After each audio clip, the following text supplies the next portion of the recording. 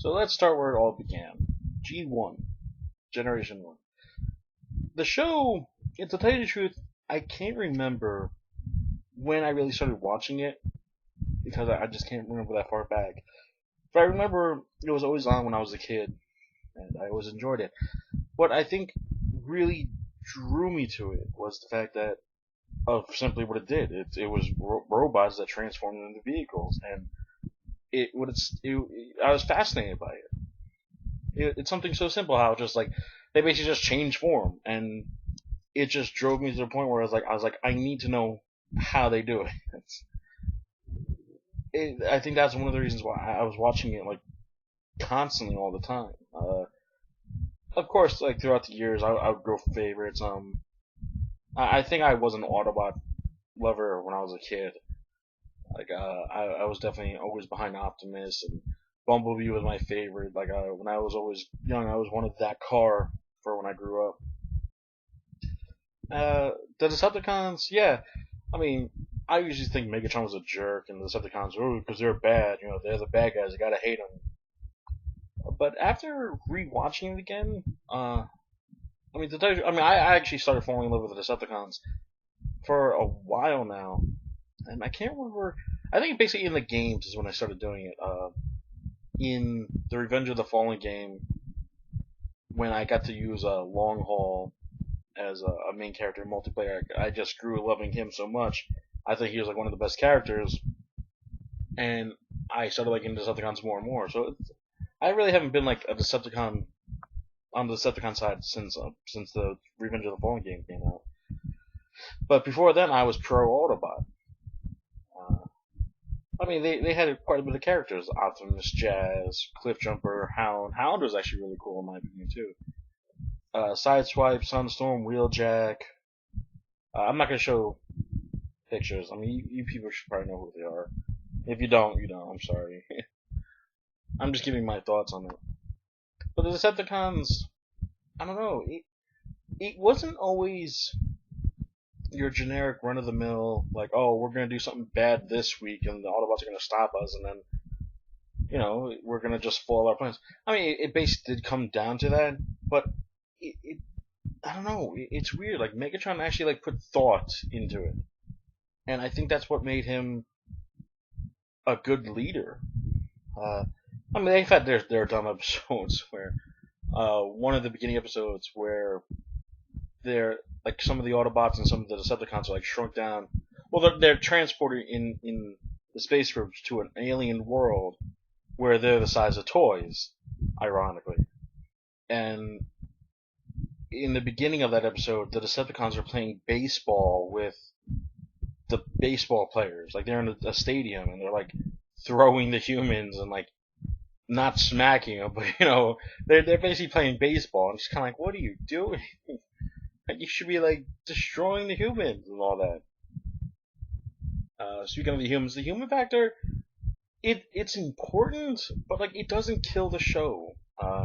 Spike, Sparkplug, I can't remember the kid in the wheelchair's name, or that blonde-haired girl, but and even random humans that some people came up to, like one of the Autobots named Trax meets kind of like a punk, like a car thief, and Trax makes him change his ways, so he's actually a cool guy. But like the random things like that. The show didn't really focus on the human aspect of it. It was a war between the Autobots and the Decepticons, a war that's been going on for many, many, many millions of years.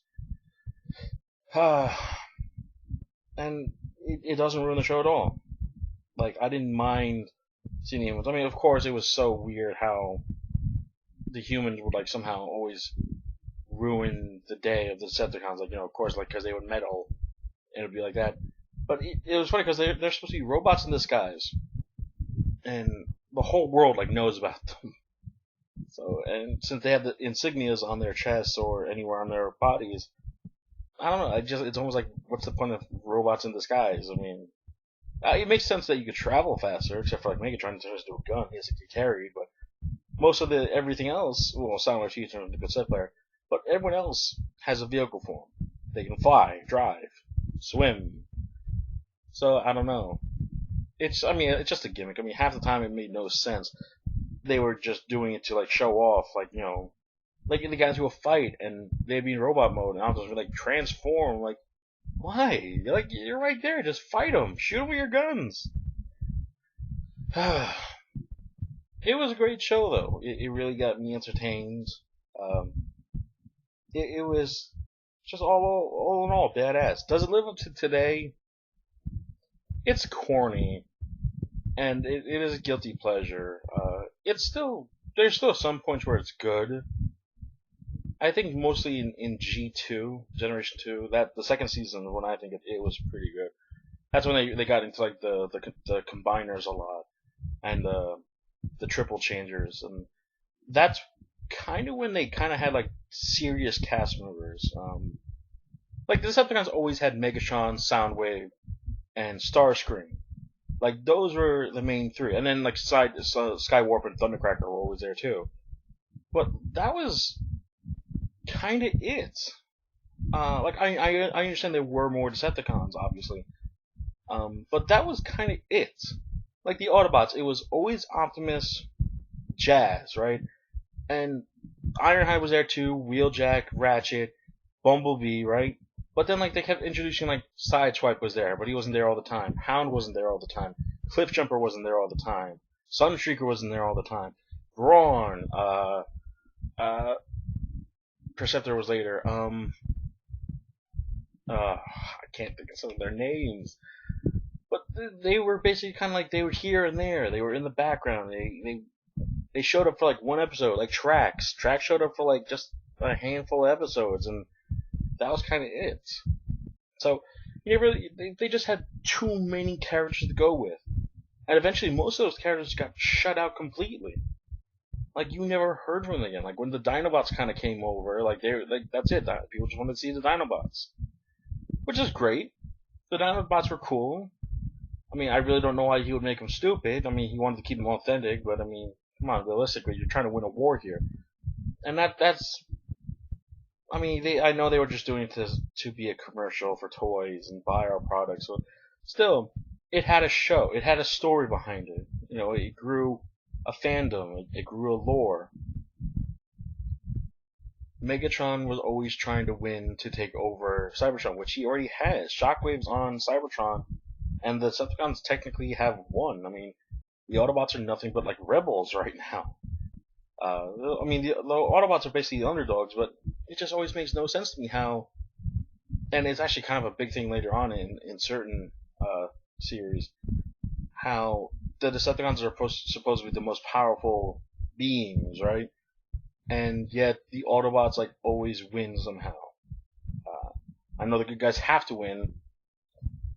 It just I don't know how you could do that though. Like how can you keep saying well, they didn't really do it in G1 though. They did in later series, like animated was kind of hit that, and I was like that. I'm sorry, I got a little mixed up. Animated kind of really did that. They said like, how could we possibly beat the Decepticons, even though technically we own Cybertron, and the Decepticons are just like kind of like a myth. And then I'll get into it later. I'm not gonna get ahead. I'm talking about G1 right now. Sorry for getting sidetracked. That should be a chance for getting sidetracked. But what else is there to really say? The characters were great. Optimus and Megatron were two fantastic leaders. Megatron had the stupid moments where he actually let Starscream live, but Starscream was a great character. Soundwave was I don't know who didn't love Soundwave. Jazz was great. Bumblebee was kind of I mean, I liked him, but I mean, it doesn't mean everyone did. Probably the only problem I really had with the Autobots is most of them came in pairs of two. And what I mean by that is Cliffjumper and Bumblebee. Basically, it's the exact same mold except different heads. Ironhide and Ratchet. Same body, just different heads. Prowl and Bluestreak. Same body. I don't even think they had different heads. I think they just had different colors. I mean, yeah, the Decepticons, they had like 1,000 jets that were the exact same mold as Starscream. And you never really saw any of them, but there was like Acid Storm, Acid Spray, Sunstorm, Slipstream. She's a girl. But all those seekers that never really made. They were in the background, but they never were given names except for Thundercracker and Skywarp. And personally, Skywarp is the man. He was the best one in my opinion. The story was great. It did kind of like it did fall into a routine where Megatron would, but he always have a plan. He'd always be like, all right, we're gonna go out there like Hoover Dam and suck out the energy supply so we can fucking win this war, or go back to Cybertron, and the others try and stop him. I don't know how they never really won the war when all they do is just blow up the freaking Autobots. Like, just, you know where their base is. The Autobots never knew where the Decepticon base was, not to my knowledge. But the Megatron always knew where the Autobots were. Like, just take care of them. I know you can't because it's a show, but still, like, I don't know. As sometimes I would just go like, how come they don't just stop them? Like, they know where they are. Why can't they? Even as a kid, I was saying like, why can't they just stop them? Like, oh, because they gotta have the good guys have to win. It's true, I guess. Even though I would like it to be more realistic. I know back then they really didn't have probably the thought or it was always good guys win, bad guys lose. Nowadays it's kind of a little different. Like, there actually are deaths now, and I actually really appreciate that. It doesn't always have to be a happy ending. But Transformers G1 started it all, obviously. And heck, I even watched, after this, I was loving anything that had like robots in it. Like, I used to watch the GoBots, Exo Squad, other shows that just had robots in it. I was just fantastic, like, just fascinated with it, especially if they could transform. That's why I think I like the GoBots too. I wasn't like, I could tell you the name of the leaders, like it was Psykill, I can't remember the factions names, but Leader 1 was the good guy, he was an airplane, and Psykill was a motorcycle. I can't remember the lieutenants, but it was basically, it was goofier version of Transformers. Like, they didn't really like look that great in robot mode. You could definitely tell what they turned into. I mean, yeah, you could look at Optimus and be like, well, he turns into a truck. But still, like, the only way you can really tell that is because he's got like 4 wheels on his legs and a gigantic chest that looks like a damn truck. But if you tinted out those windows, he wouldn't look like a truck. Yeah, I mean they did look what they look, but it's hard to explain.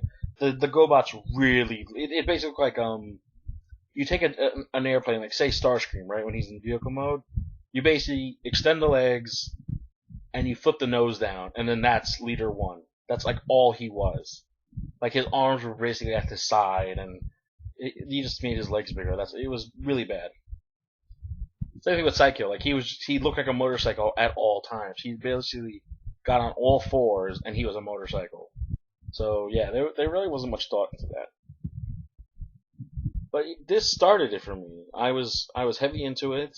I started collecting the toys. I mean, I did have a G1 Optimus. Back then it was just Optimus.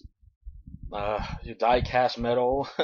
I actually still to this day have a little Generation 3, I believe, or Generation 4. It's Goldbug. It's Bumblebee, just with his new form. I have him. He's got a little, his paint's kind of peeling off a little bit here and there. But it's still, like, he transformed, he works, he's not broken. And it's like the only figure I still have from my Generation 1. Well, no, I still have, I'm sorry, that was wrong. I have Slag, or Slug now. The Triceratops I'm done about, except it's the green color, not the full gray. I don't know. But I'm going to talk about the movie and Generation 3 and 4 in my next video. So, I don't know. This is just my opinion. I know I really didn't give too much thought into it, but Generation 1 just started it all, and it set the bar for the next series. And to me, they went up and down and then back up again. So hopefully you all agree and you enjoyed it, and you'll continue on this journey with me as I go down the road. Alright, I'll catch you all later. Bye.